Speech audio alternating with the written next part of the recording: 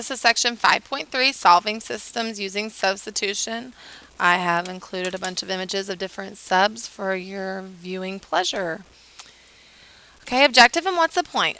We talked about yesterday how graphing systems of equations is effective when you use a graphing utility, but when you do it by hand, it's not as convenient. Not all of you are as super geeky as me and don't carry your graphing calculator with you at all times, so we need a different way to solve systems in case you are at Walmart and you need to solve a system of equations. So we need a paper pencil method, and this should be review, and you should have done this before, so we're going to look at solving 2x2 and 3x3 systems. Use systems of 2 or 3 linear equations to solve real-world problems. We're going to throw in some real-world equations here, and recognize some of the properties of systems. This is a very reliable way, like I said, if you go to Walmart and you need to solve a system. Okay, here is the steps. You might want to write the steps down, but it's not necessary to write the steps down. I think you know them. Substitution makes a lot of sense to us algebraically. If I say $1 is the same thing as 4 quarters, you all agree with me. This equal sign says they're equivalent. So wherever I see $1, I am allowed to put 4 quarters instead, and there's no harm, no foul. These are the exact same things. That equal sign is super duper powerful that way. So what we are going to do is we are going to get one variable isolated in one of the equations. If I have y equals 3x plus 2, that means from here on out, wherever I see y, I can put 3x plus 2 in its place without there being a broken rule because it says they're equal. It's a very powerful sign. If it says it's equal, I can replace them. I can substitute them, hence substitution. So your first step is to get one variable isolated because that's what we will be plugging in. Okay? After you get one isolated in one of the equations, pick your favorite one, whatever one looks easiest to solve for. You're going to plug or substitute the expression that is equal to that variable into the other equation. I said be careful here because a lot of kids forget to distribute. When you plug things in, you need to plug it in with parentheses. Distribution may be involved. Okay? After that, you solve one of the variables should be eliminated. You will solve that equation for the remaining variable, which sounds a little abstract now, but when we do an example, this will make sense to you. And then you will plug the solved variable's value into either of the original ones to get the remaining one. Because if you remember, we're looking for an ordered pair. We're looking for an xy. So once I plug something in, if I get x by itself, afterwards I still need to know where y is because I'm looking for where those two graphs will cross. Okay? Today, it doesn't have to be linear. You may come across, I know you will, in fact, I think the next example, you're going to come across some examples where you might have to factor. Okay? So let's look at some examples. This will be fun. Solve the system y equals 3x and xy equals 48. Okay, this is super fun. Y is already by itself, so that's step 1, get one of the variables by itself in one of the equations. It's already done. Y equals 3x. That means in this next equation, wherever I see a y, I can substitute this 3x in its place. So that's exactly what I'm going to do. X times 3x equals 48. Why would I want to do this? Well, this is good. I know how to solve an equation with just one variable. This is 3x squared equals 48. And now I divide both sides by 3. X squared equals 16. And this is asking, what number squared is 16? There are two answers here. 4 squared is 16 and negative 4 squared is 16. I don't know if you know that. Let's talk about that. Another way you could have done this problem. And this is an Algebra 1 review. You guys are going to say, I never saw this before, but you did. Okay, 3x squared equals 48. The other way you could solve this, you can get 0 on one side. Subtract 48 from both sides. 3x squared minus 48 equals 0. Okay, you can factor out a 3, or you could divide through by 3. Either way, you'll get x squared minus 16 equals 0. This is the difference of two squares. Do you remember factoring these? X plus 4, x minus 4 equals 0. This is saying this quantity times this quantity equals 0. Well, in order for that to be true, one of these quantities has to equal 0. So your choices for x are x could be -4 because -4 plus 4 equals 0. Or x could be 4 because 4 minus 4 equals 0. Either way, you get two answers. I don't know if everyone remembers that. Okay, we're not done with the ordered pairs. I have 4 and I have -4 as possibilities for x. I plug in the 4 to your favorite of the equations. I'm thinking everyone's favorite should be this first one. Y equals 3 times 4. That's going to be 12. 12 is a place of intersection. Plug in the -4. Y equals 3 times -4. That's -12. -4, -12 is the solution. What this is telling me is that, and actually, you guys can see this. If I divide both sides by x here, if I get y by itself so I could graph it on my calculator, I get y equals 48 over x. This is going to be a hyperbola of sorts and a line. And this, we're probably looking at the, maybe like this.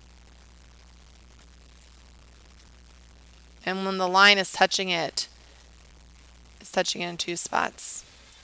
Okay? So this is a system that is not linear. It would have been nice if I would have started you with a linear one probably, but that should be completely reviewed. You guys are honor students. That shouldn't be too hard for you. Okay? Let's move on. What if you have a super duper, this is what we call a system of 3 equations. We have x, y, and z. When would you ever come up with x, y, and z? This is going to be super exciting for you. When you take Calculus 3 in college, it's so awesome. You graph in 3 space. There's an x, y, and z axis. Yeah, that's right. It's pretty awesome. So everything, like if you drew a parabola, it's actually called a paraboloid because it's like kind of like a bowl, I guess. A parabola. Get it? Well, it's funny. Okay. Anyway, this is when you would have these 3 equations. You're not going to use them much now, probably until you get to college, but we're kind of introducing you early. So this is where it would come up. We can solve this. We are going to get the variables isolated. As you see, x is already in terms of z, and y is terms of z. So this is helpful because wherever I see an x, I am allowed to plug in this 2z plus 2 instead, which is exactly what I'm going to do. I'm going to do that in parentheses. 2z plus 2 minus 2 times y. Well, y is also in terms of z. -4z in parentheses plus 4z equals 9. Sometimes the algebra does get a little messy on these, but it's okay. 2z plus 2. I don't know if this will help you. I thought it was a little bright. This will be plus 8z plus 4z equals 9. Let's get all these z's together. Looks like 14z plus 2 equals 9. Subtract 2. I'm going to move up here. I'm out of space like always. 14z is 7. Divide 3 by 14. Looks like I have 1/2 for z. Okay? That's good, except I need to know x, y, and z. So go back, and I think everybody should choose these to plug in because you're not going to have much luck here. Let's figure out what x is. X is 2 times 1/2 plus 2. That's 1 plus 2. X is going to be 3.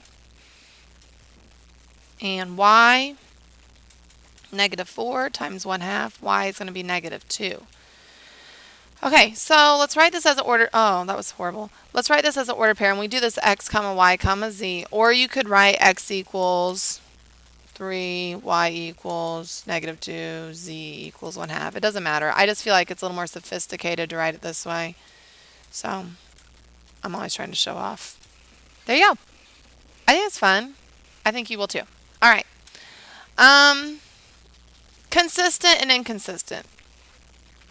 All right, that's funny. Did you see that typo? Here's the deal. When you have consistent equations, they have one or more solutions. If it's consistent, the graphs cross. They cross, they touch, whatever you want to think about it. If we're dealing with lines, that means they're going to have different slopes. Now, you're not always dealing with lines today, but if you were, if it's consistent, they are going to cross. We're going to have these situations that looks like this. Your solution is where? Oh, here's the solution. Okay? Your other options that they're going to be inconsistent. They are going to not have a solution. They are not going to touch.